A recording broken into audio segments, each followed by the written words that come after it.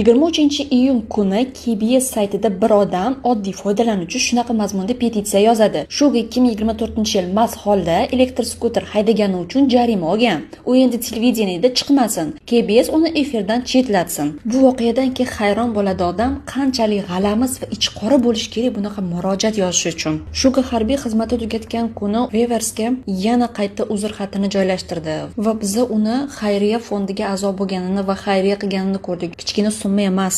Bu KBS rasmiy saytiga joylangan, ya'ni bu shunchaki gap emas, balki rasmiy murojaat. Bu petitsiyani kim yozgan? Oddiy odam KBSdagi har bir fuqaro murojaat qiladigan bo'limga kirib, o'z fikrini bildirgan. Bu xalq nomidan yozilgan. Nima bo'ladi agar 1000 ta odam qo'llab-quvvatlasa? Agar 1000 ta odam roziman tugmasini bossa, KBS majburiy yig'ilish o'tkazadi, ular qaror chiqarishadi. Shuga efirda bo'lishi mumkinmi yoki yo'qmi? Hozirgi holat qanaqa? Hozircha hech qanaqa zapretlar yo'q, lekin fakt shundaki, agar 1000 ta ovoz yig'ilsa, KBS shugani chiqish yoki chiqmasligini muhokama qiladi.